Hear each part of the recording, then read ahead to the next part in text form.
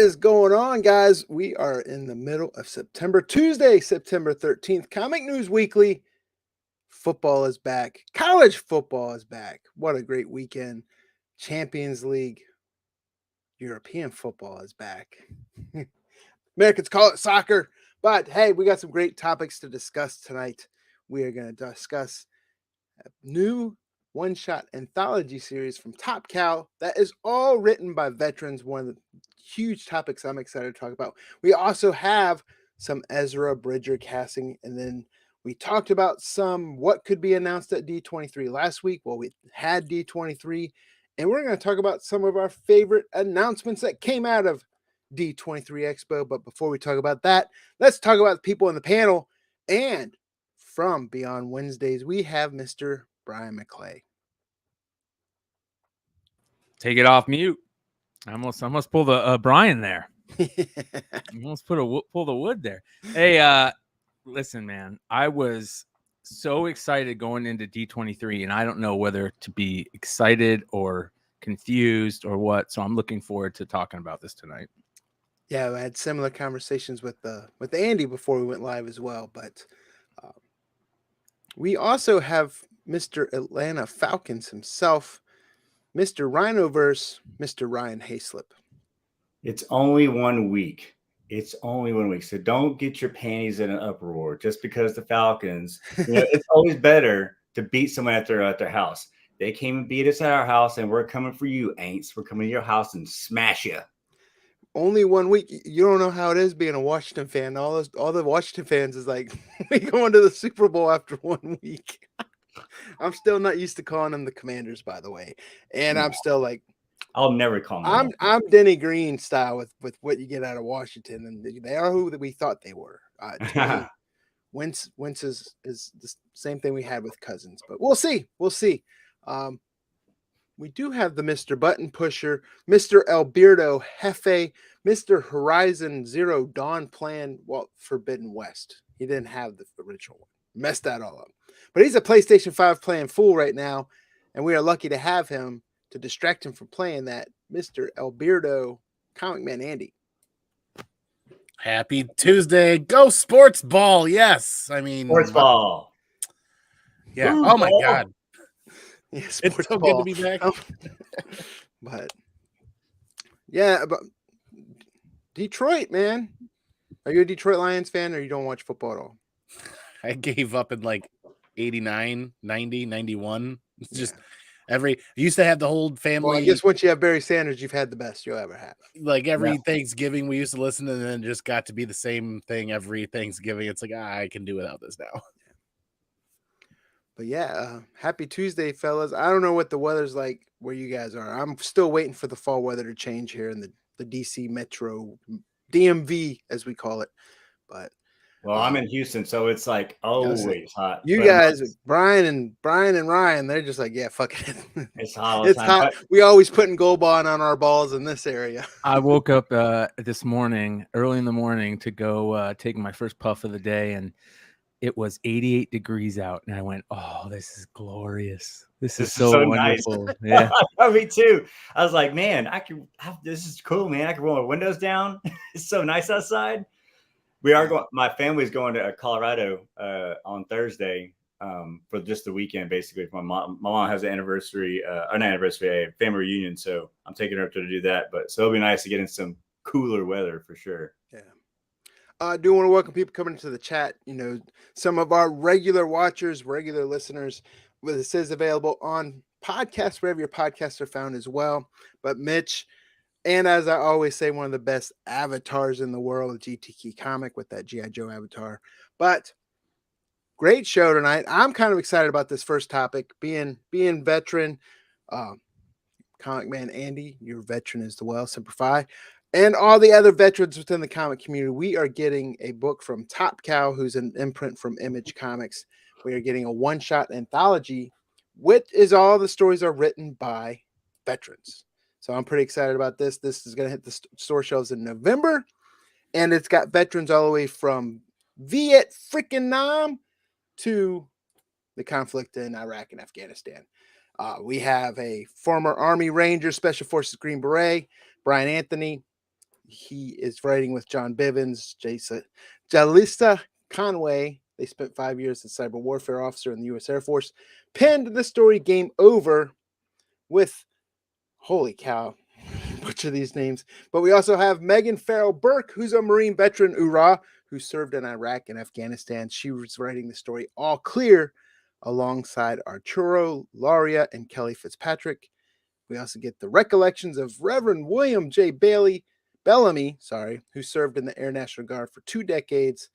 Inspiration for the last story called The Great Man. Bellamy died in 2018, but The Great Man is based on his experiences obtaining a press photo of Nelson Mandela in 1990, and it's adopted by Cecilia Lavalvo and Ryan Cody. So this is also, it's going to have 2 different covers for it by Mark Silvestri, and I forget who's the other cover by, right? Billy Tucci. But so I like stuff like this. There's a lot of veterans in the comic community. There's a lot of people on Instagram. We have a lot of friends in there. They're always giving out to other veterans, but this to me is like one of the ultimate give backs to veterans. This one anthology, and you have direct writing and contribution from veterans across all armed forces. But Andy, you being a veteran, I can see 2 sides of this, right? One, it's proud. You have that veteran, that esprit de corps, that camaraderie. But then sometimes, reading some of these stories and having some of the experiences that we've all been through serving in the military, they could also strike up some feelings that aren't always as comfortable as you'd like to have, right? But I want to get you guys' takes on this, especially, McClay and Ryan as well. But I'm excited about this. Like I said, this hits store shelves in November 9th to be exact, but I can't wait to pick up a copy. What are your thoughts, Andy? I'm excited for the support element of this, but I, for one, kind of am a little apprehensive. A lot of the stories or books that I've picked up and I get to reading and I get 2, 3, 4, 5 pages, a handful, a chapter here, there, and I can't bring myself to either finish reading it or get deeper into it. And it's not that I'm not interested. It's just too familiar. Yep. And just digs up a lot of things that I don't really want to dig up. I'm very, very excited to support this project by all means. I don't know that it's something I'm going to be able to read. I'm still going to pick up copies. I'm going to try to read it, and we'll see where we go from there. They could be so far outside of my experience that I am appreciative of having a copy and reading it and supporting the message. Yeah, I mean, I think it's crazy. I mean, you can probably identify with all the stories, but to me, when you're dealing with something that's more historical, before the stuff that doesn't touch as close to home to experiences we've had, it's a little bit easier to digest and apprehend instead of the stuff that directly starts touching, reach out and touches you in the emotions as far as battle buddies, people that have gone through stuff of your own experience. But McClay, I'm also interested to get your take on this. I think it's a great thing for that military community, especially hitting November 9th, which is a day before Marine Corps birthday, and it's also falling right around Veterans Day. I actually have a question that I've thought of for a long time and I've never really asked, and it kind of goes along with this. And I want to know, especially your guys' experience or feelings when it comes to other veterans talking about their experiences and talking about your experience. One, do you and do other veterans ever get annoyed with people that talk about their experiences? That's question 1. And 2, would you guys ever talk about your experiences in this way? I think there's 2 ways to approach it. I think veterans are keen to share more experiences with other veterans because they've had similar experiences than to share with people outside of the veteran community, because there's multiple ways for it. One, you don't know how you're going to feel emotionally yourself when you're starting to tell some of the stories, but then you also don't know how the public or someone that can't empathize or hasn't gone through some of those experiences, how they might be receptive to it.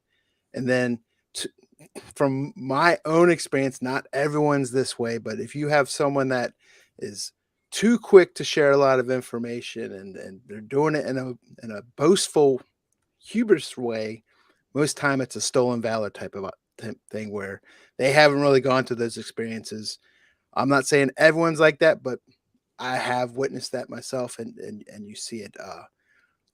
I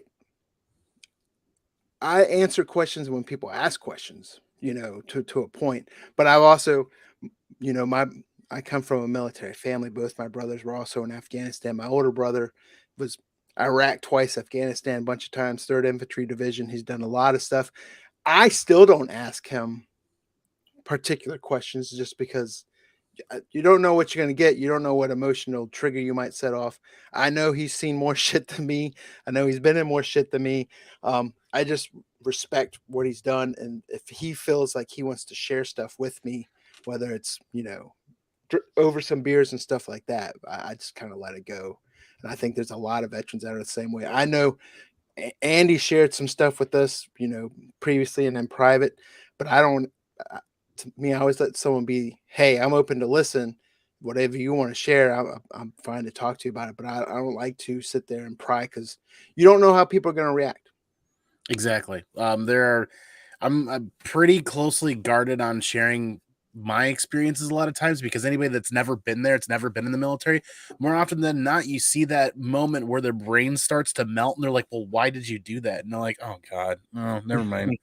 Never mind. It's not that people don't care. It's not that they wouldn't understand. Just the emotional turmoil and the emotional expense that it takes to relive or go through some of these things to try to put somebody in the mindset that you are in to make the choices that you made. It just ain't worth it. Not gonna lie. No offense to anybody out there that's never been in the service or not a veteran or not in the military. It's just not worth the emotional turmoil and expense. That's why there's support groups where they're more formatted and geared towards having the conversations without taking a toll. But would I do this to answer your question? Would I do this? That's why there's pen names. I'd probably write something under a pen name. Yeah. Or so pseudonym. You guys brought up the stolen valor part, and funny enough, just yesterday, I was reading an old wizard, and they had a huge article written on a former, I don't know if he's currently doing comics, but a guy named Micah Wright, who took a lot of heat back in early 2000s for stolen valor in comics, writing about comics, saying he was, there. He never was. So it's very interesting to have that kind of come up. It's like crazy timing. Yeah, man, I think that's kind of interesting the way that that plays out most of the time. Yeah. I mean, and my experience is different because I've actually, when I was active, I was in between a lot of the conflicts and stuff. I mean, we did a lot of more stuff with DEA and things like that. It was after the Gulf and before that, and it was Bosnia was a big thing. But so I don't sit there and say I can't identify with the Afghanistan and the Iraqs, but I've had similar experiences enough to know, and it's just I'm grateful that I don't have survivor's guilt type things and stuff like that. But I have lost friends and no friends that have lost friends, so it's just always kind of it's just not weird or not difficult. It's almost like a respect thing to where it's like, hey, if you want to talk, I'm here. But this offers a really good opportunity for people, whether it be a pseudonym or a pen name or whatever you want to call it, that if they wanted to have that cathartic outlet to share that story, they very well could. And maybe this is going to open a door for maybe a regular one shot from Image or Top Cow, like once a quarter or twice a year or something like that. And maybe this will empower more veterans out there to feel comfortable with getting assistance through some of these writers and through some of the upper echelons of Top Cow and Image to do a part of this. And that's a part of healing. One of the biggest things that when you get into support groups or therapy groups is journaling, journal entries, writing. They recommend that heavily as a way to heal. And this could be something that helps more people out than what it did before. Amen. Yeah.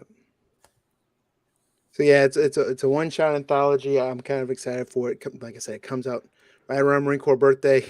I say Marine Corps birthday because it means a little more to me, but Veterans Day is definitely important as well. But yeah, and this will probably be the only time this year, maybe in the next 5 years, unless it's an annual thing, that you'll hear me talk about Top Cow.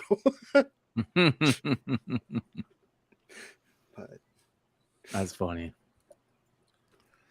Man, speaking of things that are top of the list, terrible segue there. Sagoo. We're gonna Sagoo our way over to the Star Wars universe with some amazing news out of D23. The Star Wars Ahsoka casts its live action Ezra Bridger. Finds its live action Ezra Bridger in Eamon. I cannot pronounce this. Esfandi. If I got that close, please. According to the Hollywood Reporter, Eman will play Bridger in Ahsoka. He'll join Rosario Dawson as Ahsoka Tano and Hayden Christensen and Natasha Portzino as Sabine Wren. They'll also play a role in the project, though it's not clear at the time who she'll be. Mary Elizabeth Winstead. I'm terrible tonight. Esfandi's credits include playing Sam in 2019's Austin Weird. So this is a question I had for you guys. I have not heard or seen any of this individual's work before, which is why I'm actually kind of excited about this. Is I don't have a preconceived narration or an idea of what this person's capable of. So I feel like when this person shows up on screen, it's Ezra Bridger, and it's not like somebody else playing Ezra Bridger kind of a deal. So I'm interested in hearing if you guys have any experiences or seen any of the work from him in the past, and where you guys sit on this.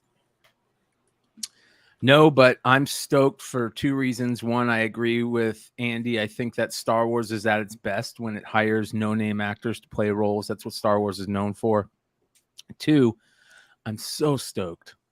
I'm super stoked that Hayden Christensen is involved in this. I want to see Hayden Christensen, Ahsoka, I want to see Anakin Skywalker, Ahsoka stuff. I want to see Vader, Ahsoka stuff. That's what I love. I love that relationship between them. That's my favorite thing about Ahsoka is her relationship with Anakin. So more we see of that, the better. And boy, do you have an exciting fall in 2023 coming up, brother. Yeah. Really? And it was funny because for the longest time they kept rumoring what's his name, Mina Masood.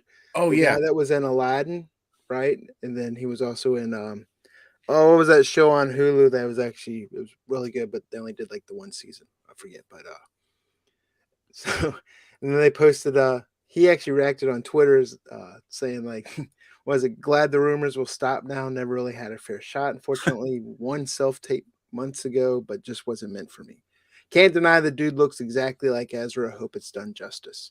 So I think we all share the same sentiments as McClay, right? Is seeing the whole Anakin, Ahsoka, the stuff we grew up with. Well, I say grew up with. The stuff we're used to from Clone Wars, from Star Wars Rebels, seeing all those great animated series come into live action. I'm looking forward to it. And then there was a lot of other Star Wars stuff that came out of D23. I think they shined brighter on Star Wars than they did in Marvel, in my opinion. But we'll get to that in the next leg of topics. But I don't know. What do you think, Mr. Hayslip? I don't know much about the actor or the Star Wars stuff. It's so hard to keep up with everything. The Star Wars stuff for me is what I'm lacking in. So I enjoy watching it because I'm like fresh meat when I'm watching it. It's like all new stuff, and it's like everything's kind of cool for me because I'm like, I don't know what's going. And then I like talking to like someone like Andy or whatever to see, how does this connect? There's my buddy that I chat with over at my coffee place. He'll kind of connect the dots for me, and so I love it. Everything's always new, and so that lore is so immense. It's like it's just so deep. It's just like, man, to all these little connections that happen. So I'm just excited to see what it's going to be like.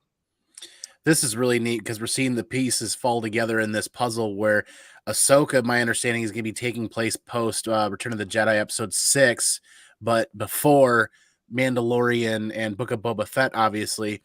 So it's going to fall into that place. And then we're going to see Tales as well. It's going to give us some Ahsoka origin stuff.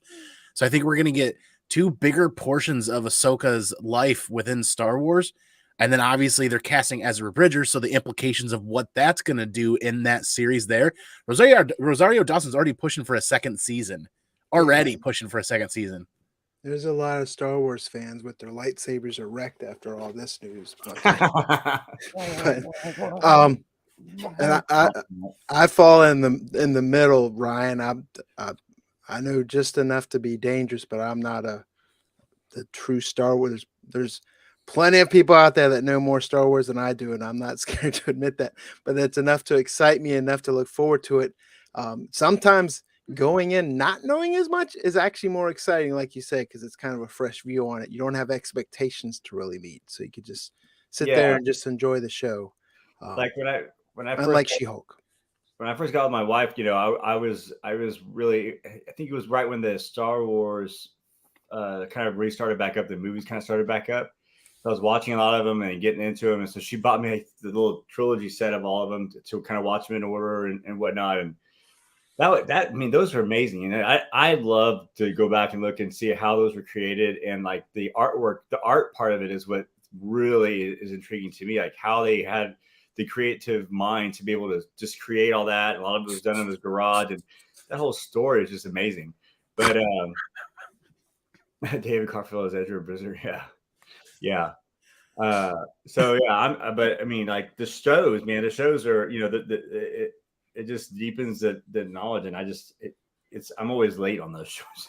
Dude, just wait until your boys are old enough to actually sit down and start watching from start to finish the episodes as they drop every week, and it really becomes a family event. It's becoming a family event for us here, the Star Wars stuff, and I'm absolutely falling in love with that because the bulk of the Star Wars content coming out is just clean enough that I don't feel like a bad person or a bad parent, but just edgy enough to keep me interested and engaged. And plus, with the community out there, I'm usually 6 to 12 hours behind a show releasing anyways, so I can kind of pull my friends like, hey, my son's 5. Is this episode going to be kosher or going to be good? I can kind of ask some of my close friends. And it works out great because it becomes a family event for us. Like I grew up in the 80s and 90s, TGIF Fridays, this show, or like X-Files every week. And now I feel like my heart's coming back home again, that once a week I can sit down and watch a show that we love and my son's into it. Nothing beats some Little Caesars and Step by Step, man. That's a great point, Andy, because I saw some of the trailers and whatnot for the new stuff on Marvel. There ain't no way that he could even sniff the trailers on some of that stuff. I'm like, there's no way. It's just too dark and too freaking crazy. So I like that it's something like this that we can both kind of all of us enjoy. But I like that Disney's getting a little edgier. Like I hope to see them get a little edgier with Daredevil. Without segueing in the next topic, I'll leave it be. Yeah, we'll kind of segue into it, but I know Andy, you were playing a lot of the Lego Star Wars, right? Recently? Yeah. I kind of like the last couple of years as my son started getting older, I realized that I'm as good as I am at some things in life because the hand-eye coordination that I learned from Nintendo and kind of growing up with video games. I'm like, man, how early is too early?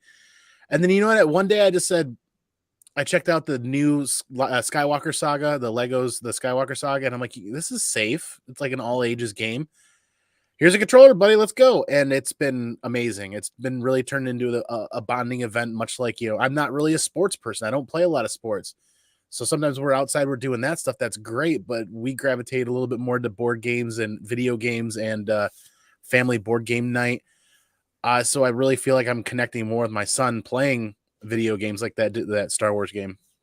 Yeah, because one of the announcements I think that came out is they're going to have 30 more characters in that Lego Star Wars. Well, that's what I was going to ask, because I really, I've talked about this before on here. I bought a controller to hook up to my new computer, and I downloaded the Steam app, and I want to play the Skywalker Saga. So what does it mean when they add 30 new characters? Does that mean new storylines, or are they just playable characters? It's probably just going to, There might be a new storyline, but yeah, just playable characters. They're playable characters that you generally a lot of times have to do some sort of mini mission, or you have to like do some sort of puzzle or something Or somewhere there might in be a that. code you can Google. That too. But my kids, my oldest especially, wasn't much into Star Wars, but he played the Skywalker saga, and then he kept coming down like, "Who's your favorite Star Wars character?" And then he'd be like, "What's your favorite episode?" And he's like, "Wait, is that the real number one, or is that the first?" And then I was like, "Are you talking about the?" Then he starts talking about storylines, but they happened in the game, and I was like, "That never happened in the movie." He was like, "Oh, I'll have to watch the movie sometime, Dad." What's crazy is that they connect the games with the movies. There's pieces of pieces of the story or that in the game that connect the shows and whatnot, if I'm not mistaken. So I thought that was really cool that they integrated the story into the game, at least for like the Fallen Order. I got the last Star Wars game and I started playing it right before GT7 derailed that. But I heard that it's like some of the game is actually either taken from the story or part of the story in some way, form, or fashion. They mesh pretty much the bulk of the Star Wars universe into this one, the Skywalker saga, and some other items. Yeah, I will say, not that it's a new announcement. It's actually been out a while, but one thing I started watching one episode and binge, like I think there's 6 of them, but they have like a documentary on Industrial Light and Magic on Disney Plus that starts from Star Wars and goes all the way through and all the other movies they worked on. And I got hooked, man. I was watching all of the Industrial Light and Magic and how it grew from like 4 dudes, or the grumpy old men type thing from Disney, but a core group of people, and it just grew into that huge thing. And then it ended with like Mandalorian, where they're at now, and Jon Favreau doing Iron Man and everything, and how Jon Favreau was like hated CGI and was trying to do practical effects, and they went into the editing room and he's like, "I like the suit on him there," and like, yeah, that's not the real suit, that's CGI. And he's like, "Okay, you got me, let's do it." Yeah, that's awesome. I still can't get over downloading that game, sitting down with my son. We got him to like 8 or 9% completed on the game. It's a massive game. I'm thinking this is going to take forever. I can't even remember how long it's been. It's not been very long since that game's come out. He's 5 years old. He's at 91% complete on that game, primarily on his own. Which one is it? The Legos game? The Skywalker saga, the new massive one. So them adding more content to that, I'm thankful for, because I thought that $60, $70 game would have gotten a little more life out of it. There's a really good documentary on Vice called Icons Unearthed Star Wars that is absolutely fascinating. It gets really deep and dark into the, all the backstories and how it was created and all this stuff. And more importantly, it interviews Marsha Lucas, who, if any of you guys Star Wars fans out there, that name. When you say that name, it kind of makes you perk up. That's George Lucas's first wife, who had almost as much to do with getting that movie out there that George Lucas did. And she has never done an interview. And it is fascinating, man. Wow. Interesting. There's a lot of Kathleen Kennedy in that ILM stuff documentary. I don't think I could watch that because of that. Every time I see her, it's like. But it's all her good, the old good stuff, like the Raiders of the Lost Ark and things like that. But yeah. Well, let's get into the D23 stuff, because I think that's what most people are looking to hear about. It's very interesting what came out of D23 this year. Like I said in the beginning, I feel like we were a little left out in the cold Marvel-wise. I agree the Star Wars stuff really took over the Marvel stuff, but there was a lot that came out to go over, especially I think some of the bigger ones, the Thunderbolt saga, which they kind of announced the team and all that stuff that was going on there, which is very interesting to me.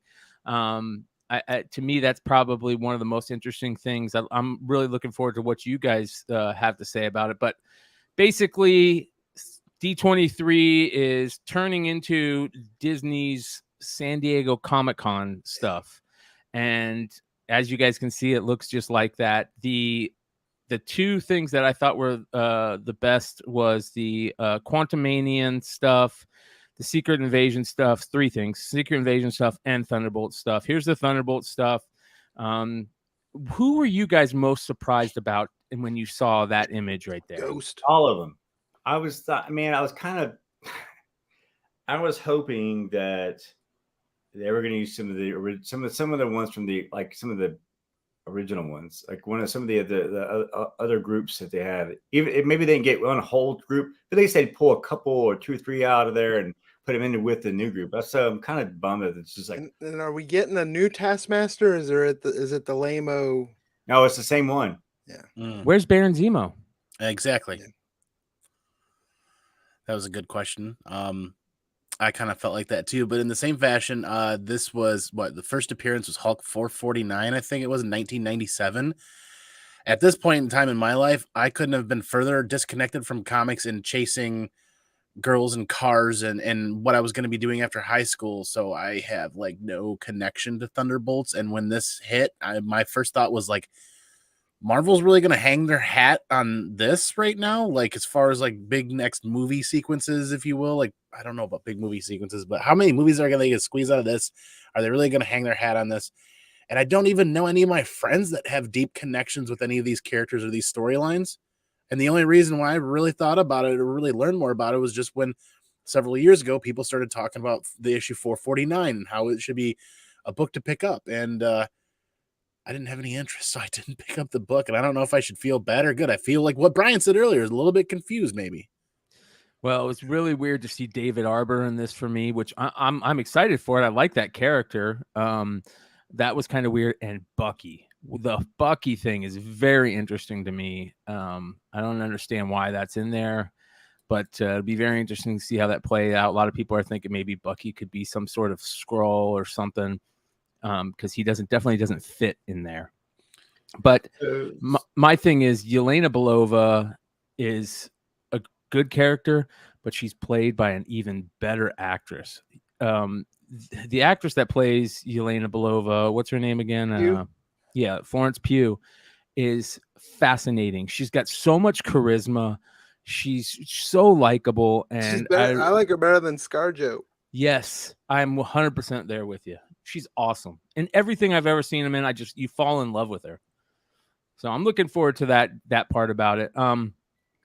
The other thing that I'm really looking forward to, Secret Invasion. I thought Secret Invasion looked good, which is going to be interesting. But why is Ghost in there? So Thunderbolts. Before we move on from Thunderbolts, was that the original team? No. The original team is way different. It's a bunch of old kind of second-rate villains that in the original team. There's nobody on that original team that's why they call him Thunderbolt Ross. Yeah, so that's a completely different team, right? There's never been a team. Yeah, that's what I was saying. I was like, I don't understand why they didn't use some of the other just grab there's teams that were already there. That was so there's when I started deep diving a little bit more into, there's 6 different Thunderbolt teams within Marvel, I think. Yeah, there is, because there's one that has Venom in it. I know that one really well. There's also a lot of people specking on Red Hulk coming. So yeah, Red Hulk. That's why I was surprised wasn't in there. But do you think it was because the actor passed away? He's going to be a big reveal, a huge reveal. You know what I mean? So they're saving that. Sorry, you haven't gotten it to yet, but I don't like the antagonist for the Captain America movie. Well, let's go to Secret Invasion next. And it's there's a lot to pick away here, so we kind of move block to block. I'll just keep up with the topics. So Secret Invasion to me looks to be the one that is going to be the most critically loved. You know, it looks like it's going to be that one that nobody thought was going to be good, that is just going to be amazing. It's going to be like the Loki that we had, happen. I think it looks the best out of everything that was shown. Secret Invasion to me looks like it's going to be the best. That trailer grabbed my interest too. It grabbed me the most. I was like, man, that's gonna be fun. And it got me. That's the one that got me kind of excited. I was like, okay, now I think that Phase 5 is going to be kind of start go more up to par, up to speed, like the other phases were. I believe. I think 4 was just a crap. Yeah. Am I the only one out there that felt like, or it sounded like Samuel L. Jackson didn't sound like himself, or didn't sound like Fury from the past shows? Like his voice sounded very different. Yeah, he's different. It's a scroll. Is he supposed to be in this one? I think that there's going to be a play on a scroll acting like him and vice versa, and you don't know which is which, right? The tattoos on his face was a little off. Like, what were those from? You know, the scars over his eye. Yeah, because you don't see him when he puts on the patch. Yeah, yeah. The trailer was very I wish we could watch the trailer because it was. I only saw it once and I didn't even see it till today, and I was like, yeah, that's gonna be cool. Could we do it with the sound off? Either way, I don't know. No. You play a major chance, but I will say I played the Andor one, I played Secret Invasion, I played them all, and I didn't get hit. So it's just game of luck when it comes to that stuff. It's public why you can't, but you're not, as long as you don't advertise it. It's not public domain though. Yeah. Like they make money off of it some on views. Yeah, so essentially, if Brian's channel earns any penny of monetization, jokes on them. Yeah. I'm with Brian. I'm with McClay on this one. When I saw this, McClay and Ryan, I'm with both of those guys. When I saw this trailer, I was like, okay, this is kind of pulling me in. This espionage kind of darker side of Marvel. I'm like, I could really get into this. I mean, this could be done really, really well. And I hope they do it really, really well, because if they don't, ouch. Yeah, because people have been waiting for this to come out. I wonder if there's any bit of the Skrull Kill Crew book that Grant Morrison did, if there's any bit of this in here.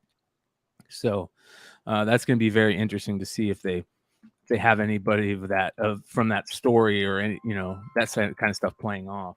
The people have been like specking or waiting for this show or it's a show, which is so they come out whatever, but so I haven't heard so many people anticipating something as much as this. But what do you think about being a show versus a movie?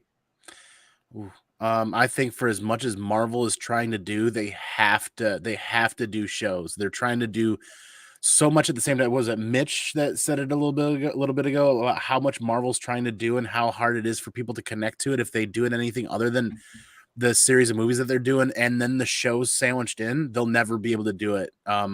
Like this is like, if things don't start lining up and don't start landing, MCU for me is going to start standing for Marvel can't unify, because I'm at this point right now where, was Tony Stark's death really the death of the MCU? Somebody made that comment on social media recently. I'm like, man, this is kind of starting to play out like that. If this is really if that was really the height of the MCU, this is could be a turning point, though. I really think it could.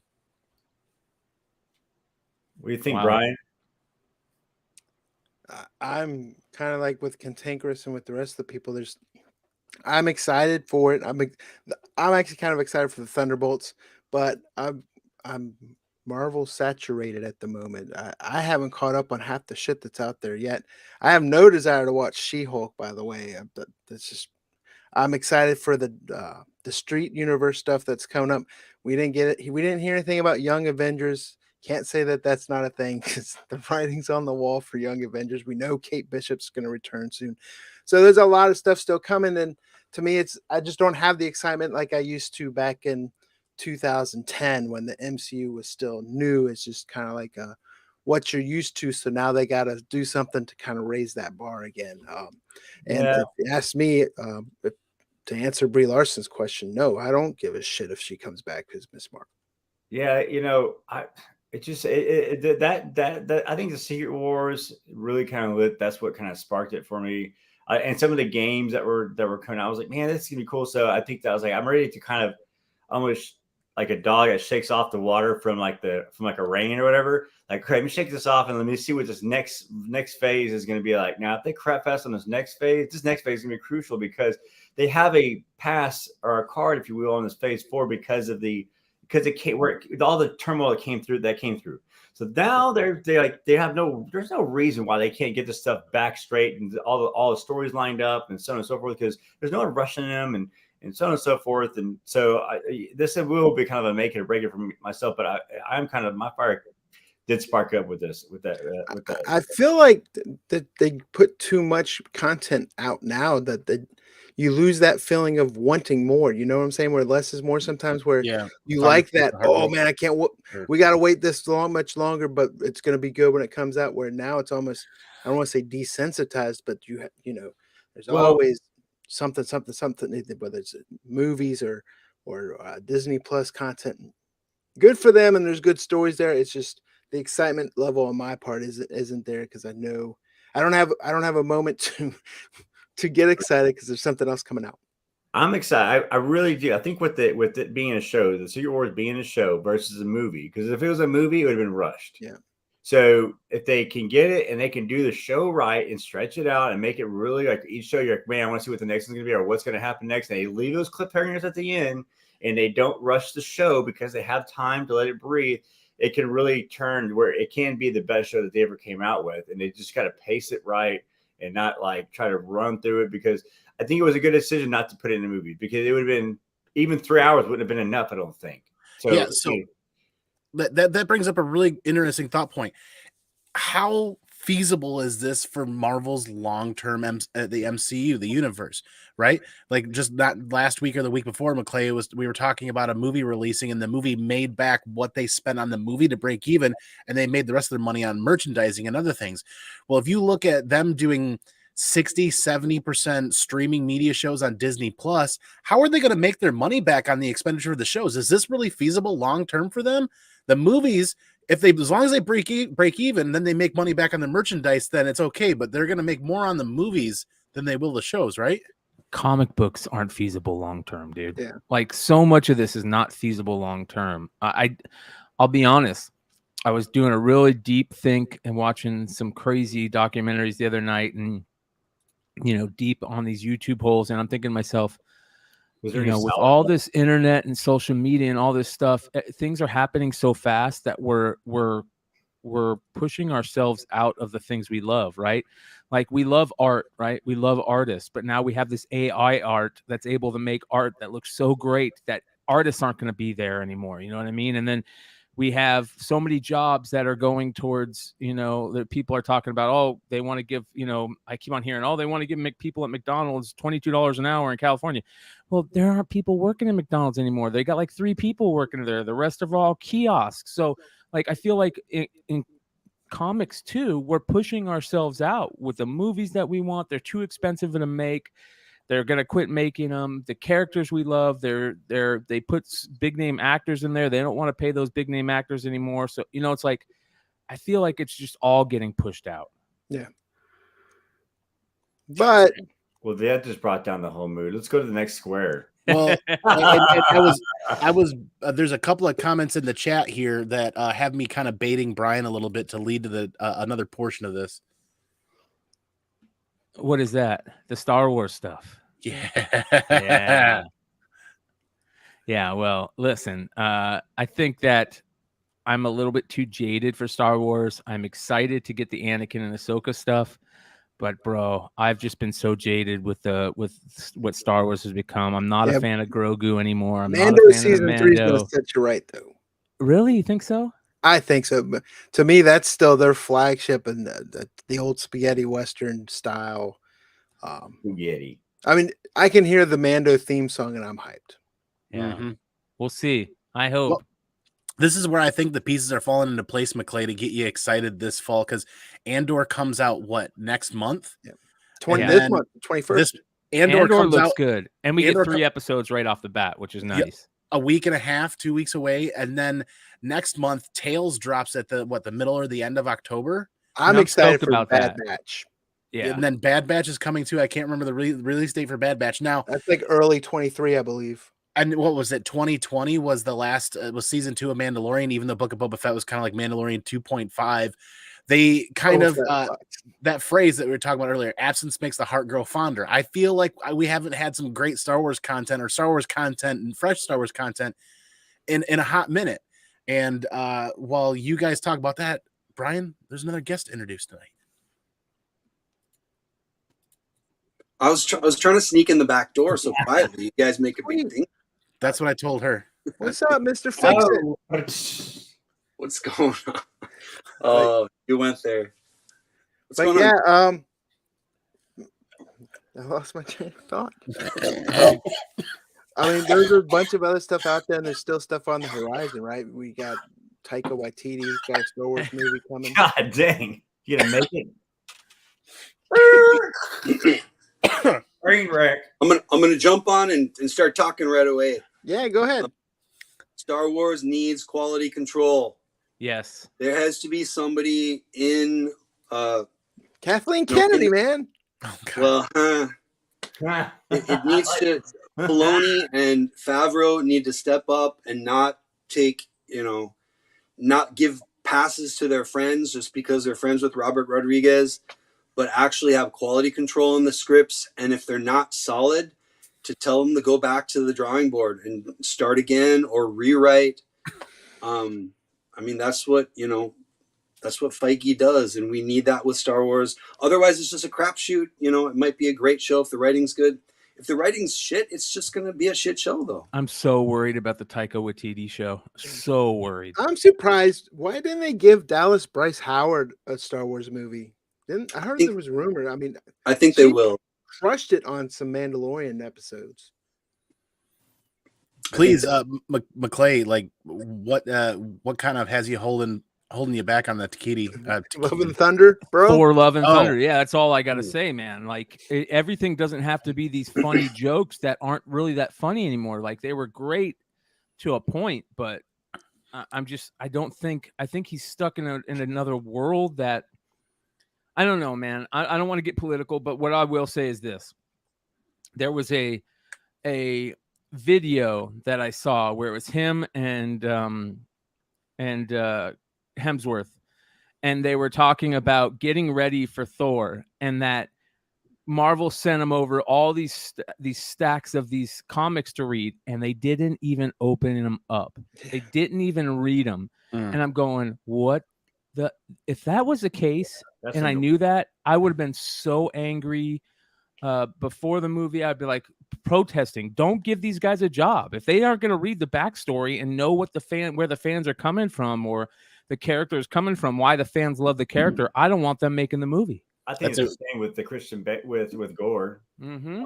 I don't think Christian Bale. I think he might have like thumbed through it because that story is, and it's not even that long of a story. Christian Bale played the character good. He just didn't play Gore.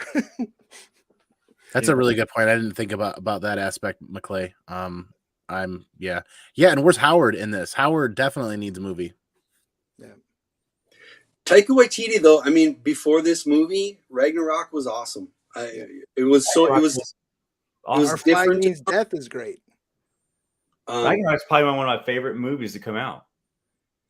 If he does a Star Wars property, I think it needs to be totally disconnected from everything else, where he can do his own thing. But that's kind of my complaint with Star Wars is everybody feels like you need to have the same theme. You need to have the same mood as Lucas did. You need to have the same kind of Buck Rogers intros and outros, the screen wipes. You got to have a droid that's funny. You got to have this and that. Everybody tries to do the same thing. They don't let people be like artistic or play with their own style. Granted, I didn't really care for Robert Rodriguez style, but I'm okay with them picking like these, auteur artistic people and kind of letting them try stuff. You can't have Robert Rodriguez style without the debauchery, if that makes sense. Yeah. You know what I mean? Like his style it goes so well, like that whole spaghetti Western style. It works well when he does it because it's got the violence and the blood and the bad words. Yeah, you know what I mean? It's like the Tarantino. Yeah. Yeah. And you're right, Tony. Like you can't put these certain directors in a box and say, all right, we want you to make a movie like the great ones you've been making, but you can't cuss, you can't do this, you can't do that, you have to do this, you have to do this. Like that's a big deal, and Star Wars does that a lot. I mean, probably everything they do. Right. There you go. Yeah, give him a Howard the Duck movie. That's actually a good suggestion. Did you guys watch Star Wars Visions? Yes. Episode 1, The Duel. They did a novelization of that. They've had some toys already. If you haven't seen it, go check it out. It's Star Wars Visions is that, I don't know what you would call it, an anime style Manga, anthology yeah. where every episode is its own story and every episode is completely different than the others. That's what Tales is. Well, not anime style, but an anthology, right? The Tales. Yeah. of But Jedi. that story, that character, maybe it's too close to Mando. I don't know. But that would be cool to see on screen. Sorry, that was Ring Cantankerous' comment. Man, Danny Trejo, he is the real Iron Man. What's the next? Anyways, Uh, Ryan. Well, I was gonna say if there was some more stuff to unpack from the D3, I had something, but I'm kind of if we're kind of on this train, you want to just keep going, and there's more stuff to unpack. Unless Yeah, Jordan we can do that. We'll just do that, and not to derail all of it, because the Disney nerd in me, one excitement that's not Star Wars or Marvel related to is the new Disney animation movie they got coming out called Wish. Of course, it's based on like When You Wish Upon a Star, the big Disney, but they're introducing a new animation style that's going to also be combined with watercolor. So I'm kind of excited to see, whenever they introduce a new style, like when Pixar first came out, that this isn't Pixar either. It's the straight Disney animation. So when animation starts shifting, when you're used to the hand-drawn Disney classics, and then they start making them all. you never know what to expect, but I'm kind of excited to see how that comes Here out. you go, buddy. This is the most I could find on it. Yep. Again, like back to Brian, Interesting. that's the computer right there. Yeah. Because then when they try to go back to like the hand-drawn animation style, which I think at the time was like Princess and the Frog, Yep. people hated it because they got used to the CGI type stuff. So yeah, combined watercolor and CG. So that's going to be interesting to see. But there was a bunch of awesome game announcements. Yes. So that was kind of what I wanted to dive into that a little bit too, if we know what those different game announcements were. Yeah, you're getting like the Captain America, Black Panther stuff, right, from the Uncharted. There's that. I think there was a Iron Man game that was going to come out that was supposed to be like pretty legit, or it's got some pretty good backing behind it. I did read something in another article about Iron Man. I forget who's behind it though. It's isn't it? It's EA Sports, right? Or I think EA's doing the Black Panther. Someone else is doing. I have to look real quick.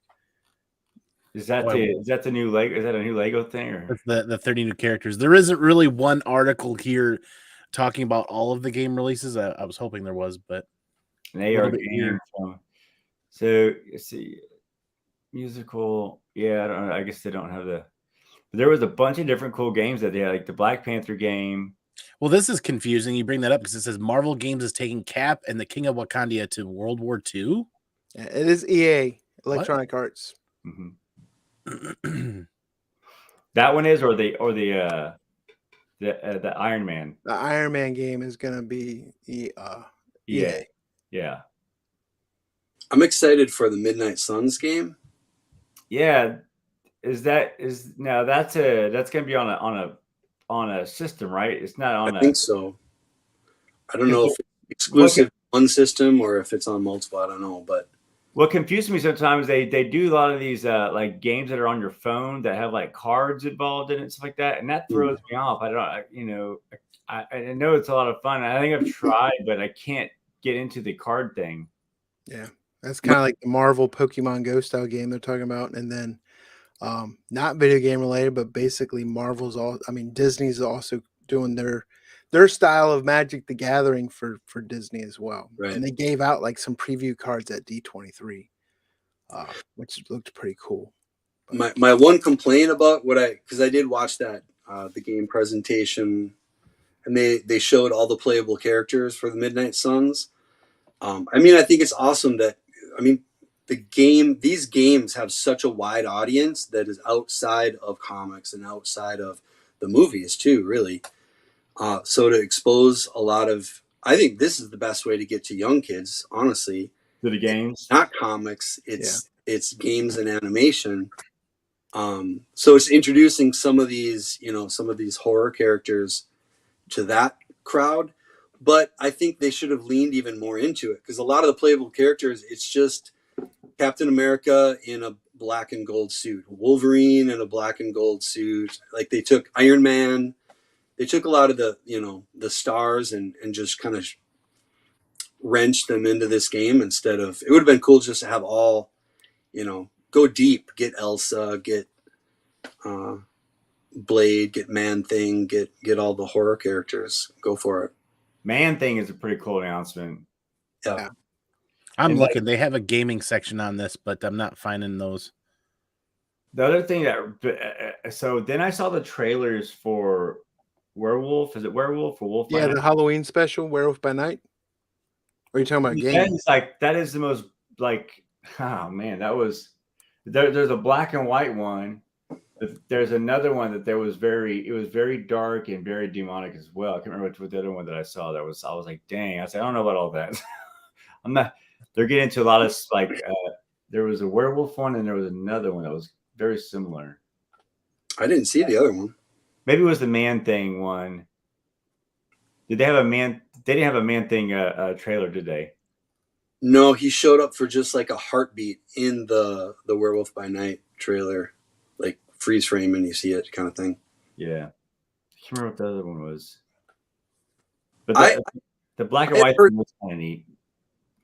Yeah, I think it's cool style, but didn't I hear that Halloween special, isn't it more than just one story though? Aren't they doing, like, I mean, kind of like the Simpsons Halloween special, where they do 2 or 3 or 4 little mini stories? I don't know. So Midnight Suns is an RPG game. Yeah, see, that's what I was thinking. That's a bummer if it is the Midnight Suns only RPG. That's a bummer. Yeah. No. It's a card game. So you do get cards and they act out the thing or something like that. So it's turn-based RPG, or is it? The Midnight Suns game is like, I'll look it up. It's like an Avengers, Guardians of the Galaxy. It's a big team. Gotcha. Playable character. I like RPGs. I don't think you play it. I don't think you can play it. Yeah, it's a card game, and they'll act out. Yeah, here it is. Make them act out the thing, but you're not actually doing it with control. Yeah, it's turn-based. Yeah, but because doesn't Firaxis do Civilization? Yeah, it's turn-based, not a game. Yeah. We'll see some gameplay here in a second. Well, that's why I'm not finding it on the Disney gaming section or whatever. You're a gaming section. You know it. You're a laning section. There's a new. Oh, here we go. Here it is. Oh, gotcha. I see it now. So this is like it's like a digital version of HeroClix. Maybe not. It's like these other games that you have on your phone where you have cards or something like that. You click little things and see the cards and then you tell them who to attack, which one to attack, how many turns you've got. It's a tactical RPG game from the creators of XCOM. Interesting. Gotcha. Isn't it, to me? I mean, I know there's like audience for that, but that's just like a cheap way to create the game. Instead of that being where you could play the character like and have like Ultimate Alliance. Amen. Well, I can see this catching on quite a bit and getting quite the large fan base. If you think about one of the reasons why D&D is still slowly dwindling over the years is because it's hard to find somebody that wants to be a dungeon master or be a really good dungeon master. There are more people that want to play D&D than there are people that want to create dungeons and be dungeon masters. So a lot of these people that learn for this or yearn for this kind of turn-based role playing, the work's being done for them. They don't have to find a dungeon master or anything. But I'm not paying $69.99 for a PS5 version of some damn Yahtzee. There are plenty of other people out there that probably think completely opposite of that. To be honest, there's no way that's a PS5 game. PS5s are games are like $70 now. Yeah, but they're not putting that on PS5. They're going to put it on everything, I bet. This is going to be on phones, probably. It says here, you can see mobile, PlayStation 5, Xbox Series X, It's got to be like $39.99 or Yeah. PS Plus free. I think the Iron Man game is supposed to be might be Yeah. VR. See, Ultimate Alliance. Smashing Hero says the same thing. Ultimate Alliance was badass. They should have made it that way. But Sorry to rain on your parade, but I wanted you to have the. I do like Civilization, which was I think for Axis as well, right? That's one of the best games. When I used to implement software and work night crew, and once you turn them and let them go live, and you're just waiting for them to come up and ask, "How do I do this with the software?" I would just sit there and play Civilization. One thing that's interesting about I think a bunch of the Marvel games, a lot of them have started coming out with original characters. Yeah. Like the star of that Midnight Suns is a character named Hunter, who is original to the game. Yeah. And I know Marvel Strike Force is probably the most popular. Yeah, full game. They've got multiple. Spider-Man game had that too, and they even had like the villains variant covers for them. Well, they made a variant so, for the Midnight Suns this week that if you guys want to get into New Comic Book Day, let's do it. New Comic Book Day. Yeah. Speaking of New Comic Book Day, Dun-dun-dun. here is that Midnight Suns variant that's coming out. Does it come with free cards and codes to use in the game? It doesn't say, but It's a coat, dude. here's the not horrible 1 in 25 Eastman cover. Look at that. Eastman's got a Marvel cover, and it is garbage. Hot. Who knew? Who would have thought? Who did that cover? That's pretty cool. That is badass, though. Who's that I like character? this one. Yeah, Magic. That's the Hunter character. No, this is Magic, Okay. and Spider-Man in the Midnight Suns armor. Nice. Yeah. I wonder if the Hunter character is in this. That would be interesting. It says here, Rise of the Midnight Suns, a dark prophecy and apocalyptic new villains with horrifying powers, the likes of which Earth has never faced before, ordains a team of Midnight Suns to rise and tear up and tear shit up. Magic, Wolverine, Blade, Spirit Rider, and Nico Minoru.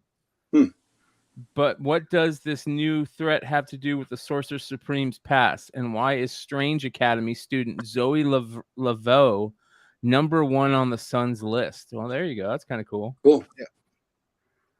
Spirit Rider. It's a good. Inhuk Lee has got a Magic cover that I'm sure people will go crazy for. Yeah. There is a Nakayama Virgin variant that has not been announced, and a Vicente. Here's the Vicente. I'm surprised variant. Marvel didn't do the Inhyuk Lee and then the Inhyuk Lee Virgin. Right. Well, it might.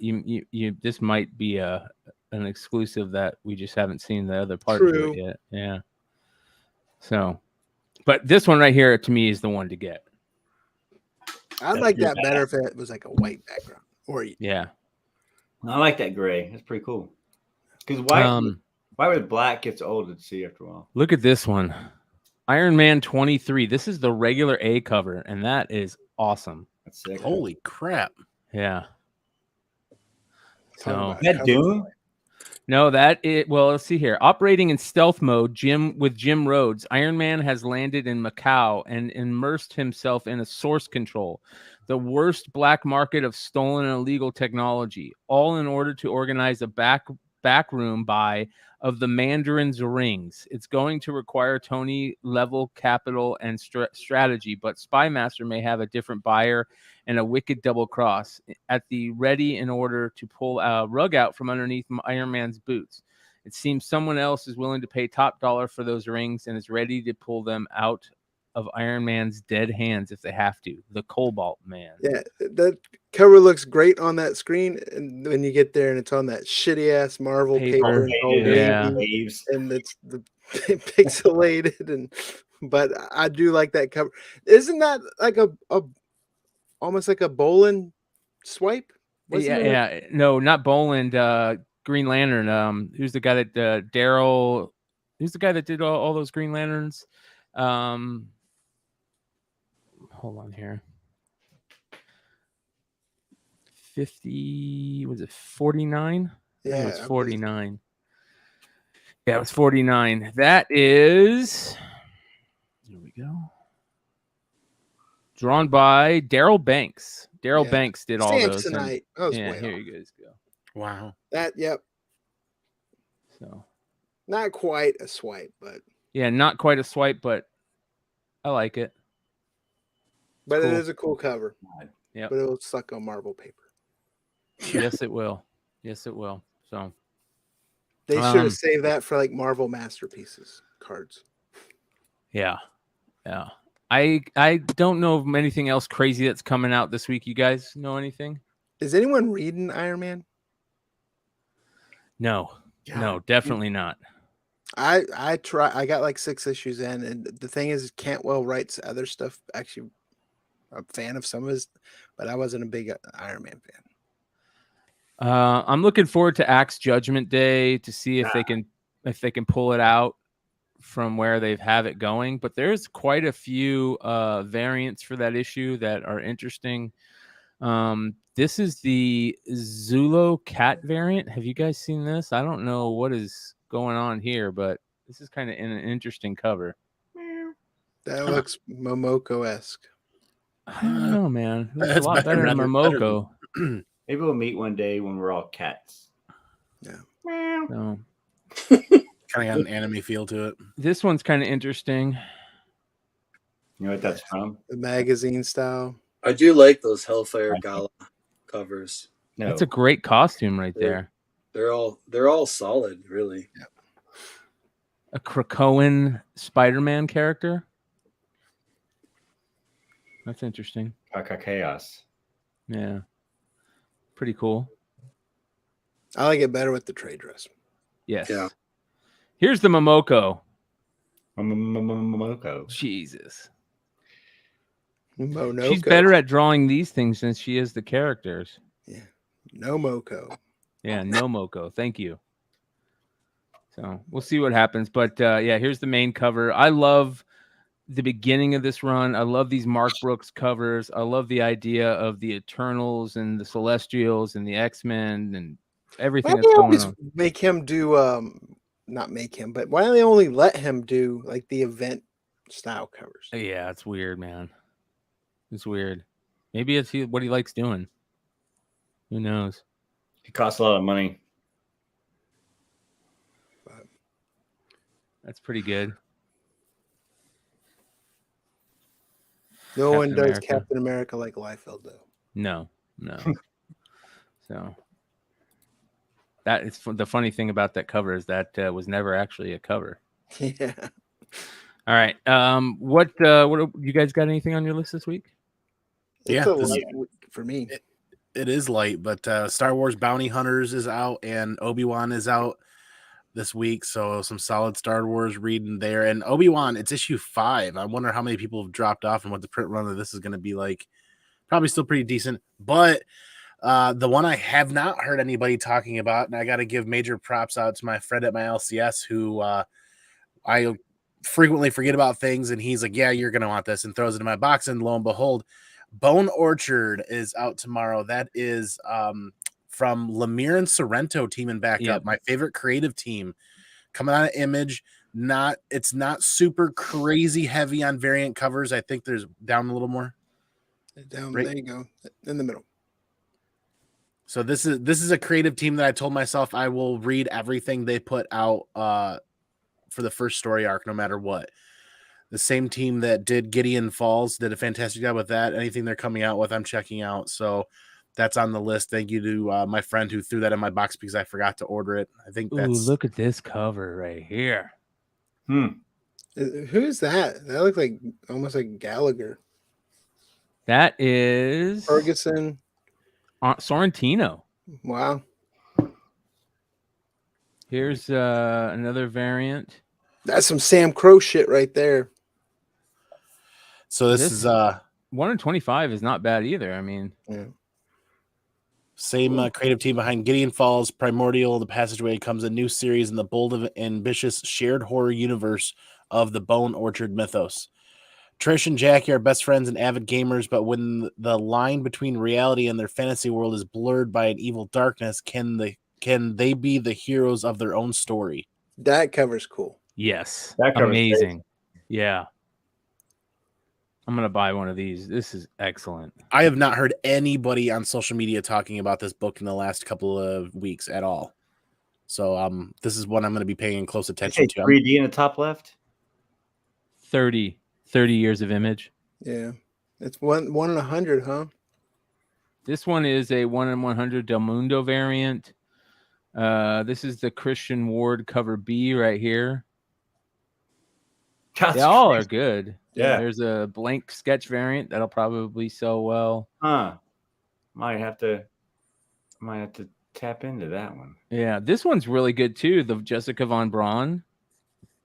What was the one next to it with all like it was like a bunch of skulls or something? Was it like Rabbit Comics exclusive? So stay away from that one. I'm done with exclusives, other than people who are my friends, and that's no. And I know it sounds bad, but like I support my friends. But other than that, I am support your friends, man. What kind of person I'm so done with exclusives, retailer exclusives. I feel like they're ruining the hobby. Yeah. Is that it for you, El Beardo? Yeah, that's all it's on my radar. And I'm keeping it light, keeping it easy. We are rolling this into some big news coming up this fall, so trying to pocket some extra money right now. What are you getting, Ryan? Venom? Yep, there's a lot of Venom coming out this week. So, well, first off, the next, I think it's number 10 is coming out. So that is one thing that I'm getting there. Venom 10. That's an interesting cover. Look at that cover. It might be. Is this Dylan right here? No, that's Eddie. And that's Dylan. If you go, no, Dylan, no, that is Meridius. It's like one of the newer characters introduced into the thing. The story started to get better. I didn't see there was 2 of them on there. So the guy on the left that's Armor Venom or something like that. I'm not sure. If you look into this, the next cover, it was a reveal cover. No, not that one. That's an exclusive, I think. I think that's Is that Ivan Tao? That's Ivan Tao. Is it exclusive? Yeah, and here's Perillo, which is an exclusive. It's that one right there, yeah. Sakara. So that's like a reveal because that's Eddie Brock showing that he was Bedlam. It was another version of that's Eddie Brock coming back to find himself, basically. Looks like he's being born. Yeah, he's like Jim Carrey with teeth. Yeah. So that's one thing I'm getting. Spider-Punk has got some Venom in it too. Did you see this? Yep, and then Miss Marvel and Venom too. Yeah, there's a couple cool covers on that one. There's a No Momoko. I love the yellow covers. Yeah, Venom with yellow always looks real good.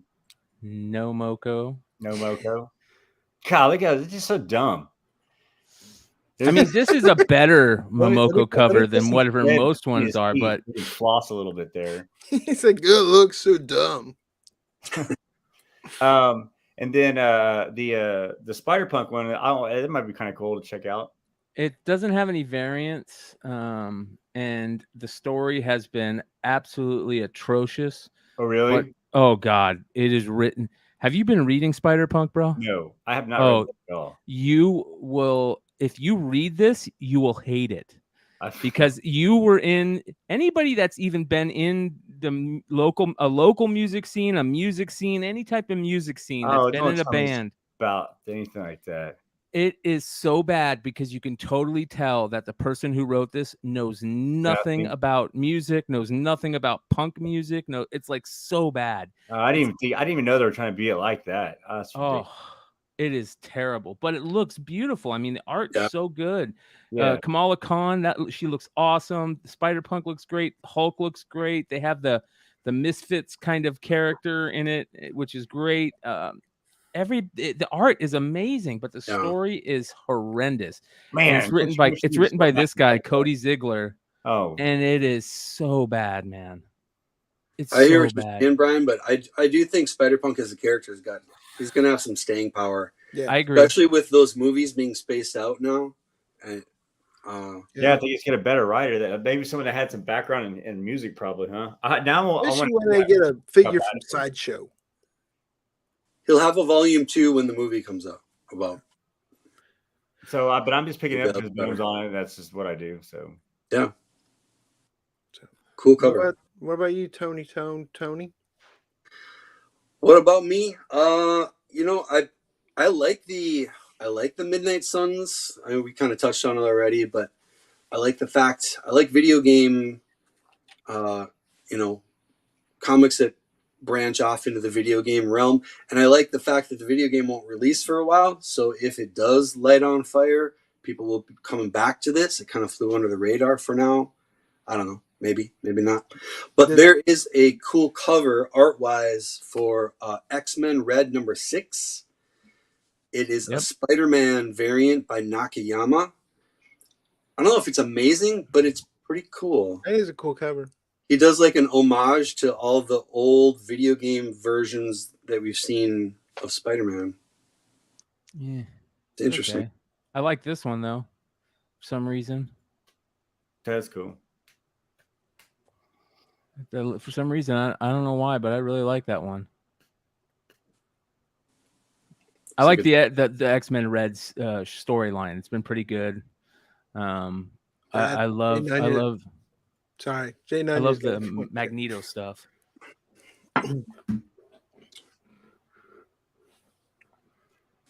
What's that, brother? Jay Nunya had a point. Henry Rollins should be writing Spider-Punk. Yes, that is a great point. That'd be awesome. That would be so cool. From the My Chemical Romance. Black Flag. Gerard Way. Yeah, Chris it wouldn't Daughtry. be bad. Yeah, it wouldn't be bad. Say Daughtry. I just feel like and I obviously none of us know what's going on there, but I feel like the backlash is starting to become greater than the opposite. You know, everybody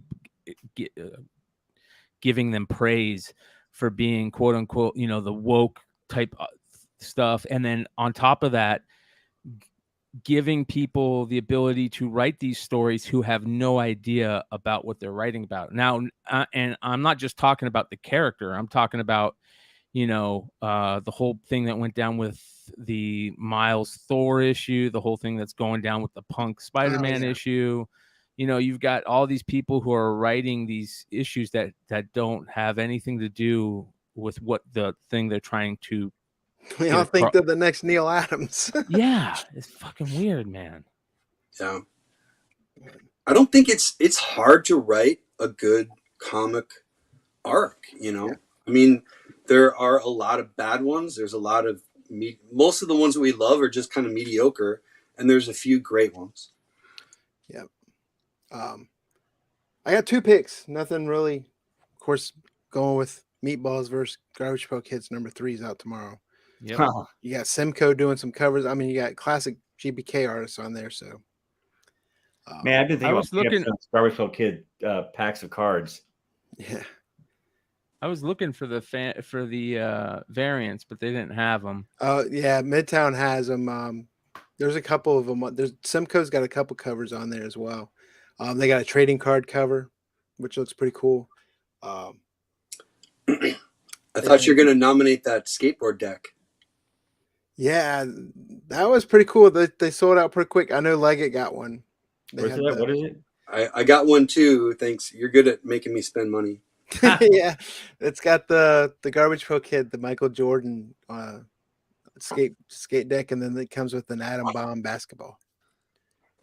But I had a cover pick too, the Josh Middleton cover for the Batman versus Robin #1. It was pretty sweet. Let's see here, right? Yeah. There you go, top left. Ooh. That might be cover of the week, brother. Yeah, the Zatanna cover. So, I mean, can't go wrong with Middleton and females. Yeah. Cover B, cardstock variant. Not bad. Cardstock from Boston. But Yeah, that's all I got. I'm super excited. I've been talking to Mel. The Garbage Pail Kid Origins series that's going to be coming out. It's got some sweet covers to that. But Yeah, I saw that. I did see that. so that's the new comic book day picks. I guess that's just going to leave us with one more thing. What you got for us, McClay?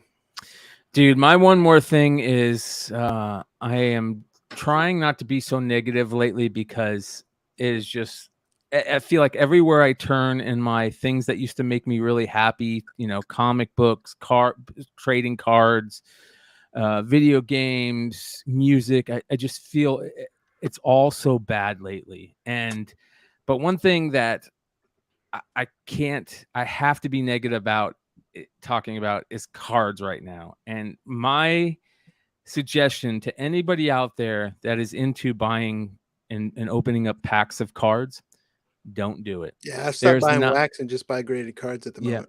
There's not a single box of cards out there at a hobby store that is worth you putting your money into, and there's not a single box of cards in a Target or a Walmart when you walk by them that is worth putting your money into right now. Panini and Topps have both screwed us as collectors. Well, it's all Fanatics now, right?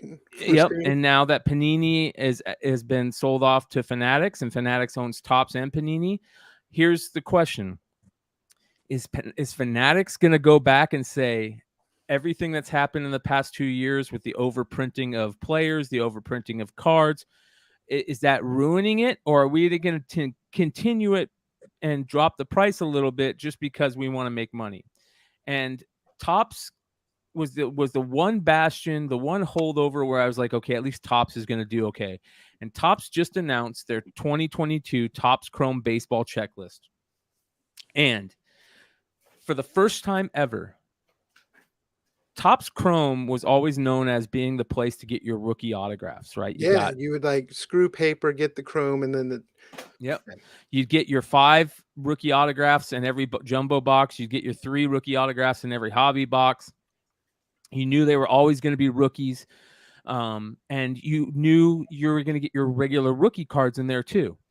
They left out 4 of the biggest rookies in baseball. They completely left out 4 of the biggest rookies in baseball. Obviously. They added 40 or 50 rookies to the regular set, and then the 3 of the 4 biggest rookies in the set they made as short prints. Then you're like, okay, well, at least maybe I have a chance of getting them as in the autos, right? For the first time ever, they made it so they have veteran autos in Topps Chrome. You've got like 50 rookie autos and like 40 veteran autos, and nobody wants those in Topps Chrome. Yeah. So I'm just so angry. I ended up pre-ordering a case of Topps Chrome months ago.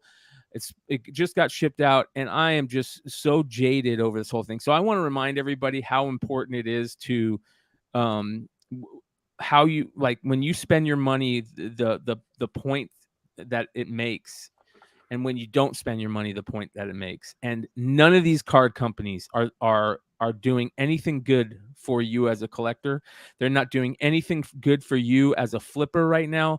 It's all a waste. And paying $40 for a blaster box of trading cards is ridiculous, especially with the return you get on them.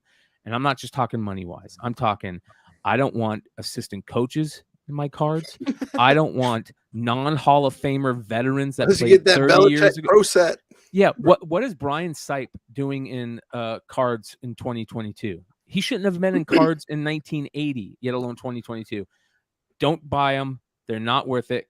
Go save your money and buy some card that you've really wanted your whole life. Don't buy anything new anymore. That's my one more thing. Can I ask you, Brian, really quick? Because I know you collected cards in the 90s too, right? I collected a lot of cards in the 90s. I am not in the scene right now like you guys have been. Do you feel like we're reliving that kind of precipice where Big time. It's worthless? Because what you're saying is exactly how I felt in the 90s. I spent so much money on cards, and at a certain point, I'm like, the only people who are really going to succeed at this are the sellers who are selling the cards, not collecting or not chasing. It's you have horrible. to be a dealer to make money. Yes, and that's a great point. In order to even afford to buy these boxes, these hobby boxes, you have to be breaking them. Like a regular person like me, I can't afford to go spend $600 on a hobby box of cards that I may get $150 worth of cards back in, and not even most of the cards in there do I want to keep. Right. $1,800 for a hobby box of cards. $1,800 was the select football cards that just came out. A hobby box was $1,800. Ridiculous.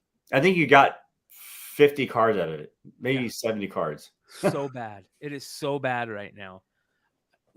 Yeah. Anyways, I'm trying not to be so negative, but Well, man, I was it's with tough. you. I don't think not that's for, negative. That's just Yeah. good advice. not for baseball, but I was going to do the same for the Topps Chrome Champions League for soccer, and then it was the same thing where they're just overprinting them right now. But I was at the grocery store right before the show, and I walked by the card section, and it was full. Brand new repack. There was 10 of each type of card on different boxes. It was full. If I would have seen that 2 months ago, it would have been like I won the lottery. Yeah, it'd have been so great. I looked at it and I went, yuck, and walked away.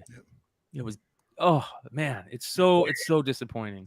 It is disappointing. I mean, just to go, I know you were this one more thing, but I got into this recently and so been buying but I opened packs and I just told someone just yesterday, I was like, man, I think I'm over this thing because I just opened so much and I never got anything. Quintessentially, right after I said that, I did get a rookie Algier signed card, and I picked up I got like a Trey Lance card that was like 1 in 25, really rare. But even then, the card like $200, but how much did I spend even to get there? It's like the amount of packs I've opened up. I mean, you should see all the base cards I have here stacked up. It's crazy. Right. Yep. I just buy the graded cards of the players I want right now. Yep. Oh, Beardo. Ooh, my one more thing is we're just 5.5 weeks away from Baltimore Comic Con. Time to squirrel away a little road trip money and get ready for that. I cannot wait. This will be the first year that Miss Comic Man Andy will be with me in Baltimore. We're really, really, really looking forward to having a 5 or 6 day adventure of downtown Baltimore, like the restaurants down there, and getting to spend time. Go to Little Italy, bro. Yep. I got to meet you guys there. We didn't go last time. Tier de Knock or whatever it is, that Irish place with the braised rib grilled cheese sandwich was to die for. Do you have a book on your hit list? What are you going to pick up?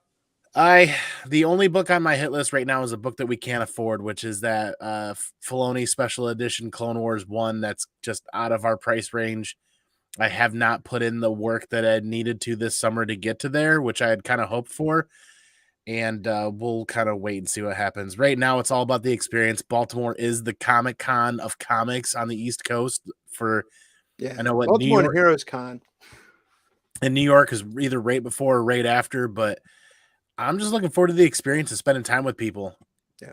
Next year, Baltimore moves back to the beginning of September. It's like September 8th, I believe. Okay. But where you got, Mr. Hailslip? Well, I'm just stoked. I missed Mudvayne, but I recently heard that they are definitely doing their album and definitely be touring again.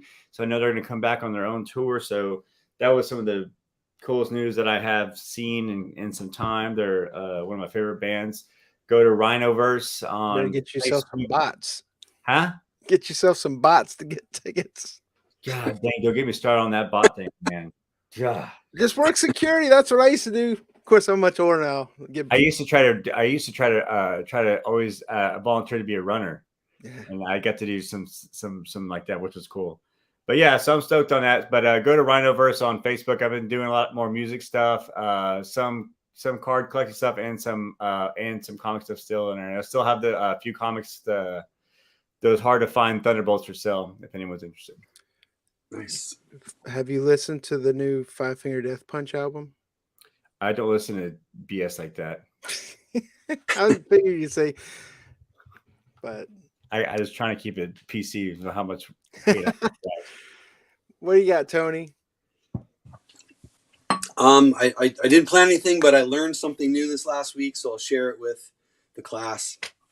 I have a couple of submissions in with CGC that I've been waiting for and checking on the daily to see when it's getting processed. I had an economy thing that didn't go fast track. So anyways, long story short, digging around on the CGC website, I learned that CGC grades concert posters.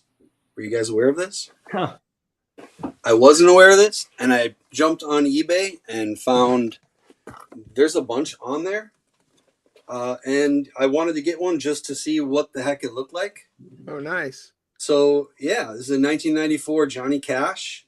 Awesome. It just looks so cool with the little label up top. It is not, it's in a harder plastic, but it's still flexible. So get I guess one of those, the poster frames, like the snap, they can Right. hang it, and then you can kind of just change them out if you wanted. Right. Yeah. I think I will, get this framed. I do have an old Raconteurs concert poster for when they played First Avenue in town. That old Jack White I want band. like a Skinnerd one. Scared. Yeah. Well, I'm sure there's a lot of people who just, you might have bought one over the years and it's sitting in a closet somewhere. It doesn't have to be a 9.8. This one is, but whether it's for value or just to make it look cool for comic collectors, have it up on your wall. It could be a 5.0. Who cares? Just go get it graded. Why not?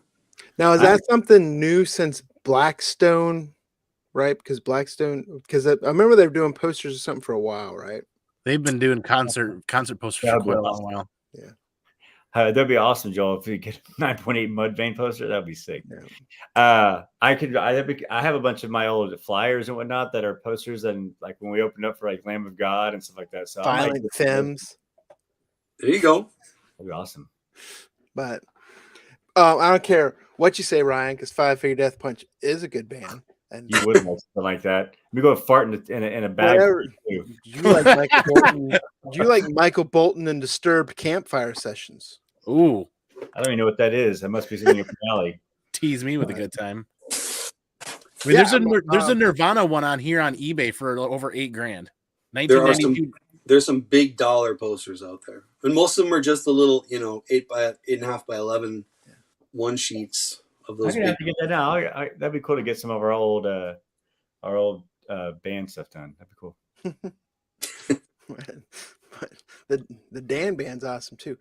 One more thing, simple. Champions League is back. Chelsea plays Salzburg tomorrow, 3 p.m. Eastern. So I'm excited to watch that. Again, super excited about the Anthology Veterans Series coming from Top Cow hitting store shelves November 9th. Want to thank everyone that's in the chat tonight. Tony, always great to have you. I hope you come back more and more and more and more and more and more. But Brian had to take a poop, so with that being said, just kidding. He said he had someone at the door, but the back door. Technically, that's back door knocking. He's got a turtle poking out. Thankfully, he turned his audio off. But with that being said, we will see you guys next week. Thank you so much. We're out. Look. They talking like they don't know a king when they see one. See him in person, he take it back like a refund. Ballin' with my brothers, all my playing D1. Daily checking chicken, he gon' spin it watching reruns. Say they real, but they clones of me.